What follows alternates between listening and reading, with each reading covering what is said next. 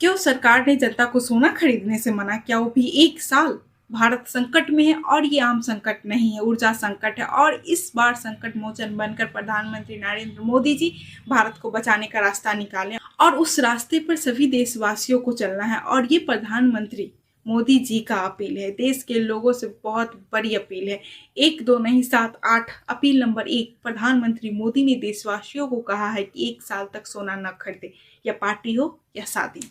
दूसरा, जहां संभव हो वर्क फ्रॉम होम करें, जैसे कोरोना काल में। तीसरा, पेट्रोल डीजल की खपत कम करने के लिए मेट्रो से सफर करें, पार्सल रेल से भेजिए और बाइक और कार का इस्तेमाल कम करिए। चौथा, खाने के तेल का उपयोग कम करें, आपकी सेहत के लिए अच्छा होगा, ये हमारे भारत के प्रधानमंत्री जी का कहना है। पांचवा, रासायनिक खाद का इस्तेमाल आधा करें और प्राकृतिक खेती की ओर बढ़े, खाद कम डालें खेतों में। छठा, विदेशी ब्रांड उत्पादों का उपयोग कम करें और स्वदेशी को अपनाएं। सातवां, गैर जरूरी विदेशी यात्रा न करें, विदेश में छुट्टियां और विदेशों में शादियों से जाने से बचें। आठवां, और ज़्यादा से ज़्यादा इलेक्ट्रॉनिक कार्यों का इस्तेमाल करें। और प्रधानमंत्री मोदी ने कहा है कि भारत को अभी ऊर्जा संकट से लड़ना है, इसलिए सभी का साथ चलना जरूरी है, क्योंकि 2 महीने से मिडिल ईस्ट में तनाव चल रहा है।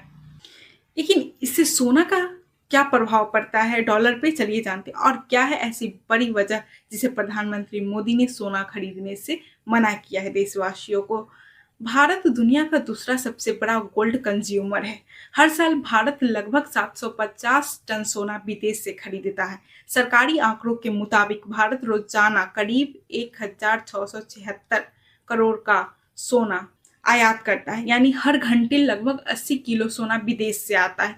इसका भुगतान डॉलर में करना पड़ता है, जिससे देश के विदेशी मुद्रा भंडार पर बहुत बड़ा दबाव बढ़ता है। इसी वजह से पीएम मोदी ने लोगों से ये अपील की है कि 1 साल तक सोना न खरीदे, चाहे आपके घर में शादी हो या कुछ भी। देश की इकोनॉमी और डबल प्रेशर गोल्ड और तेल से बढ़ रहा है। डॉलर का खर्च, भारत अपनी जरूरतों का ज्यादातर कच्चा तेल भी विदेश से खरीदता है, उसके लिए भी डॉलर चाहिए। पश्चिम एशिया में तनाव बढ़ने के कारण कच्चे तेल की कीमत लगातार ऊपर जा रही है, उसके लिए डॉलर चाहिए भारत को। अब अगर देश ज्यादा तेल और ज्यादा सोना दोनों आयात करेगा तो भारत को बहुत ज्यादा डॉलर खर्च करने पड़ेंगे। ट्रेंड डेफिसिट बढ़ेगा और रुपया कमजोर होगा, महंगाई बढ़ सकती है, इकोनॉमी पर दबाव बढ़ेगा।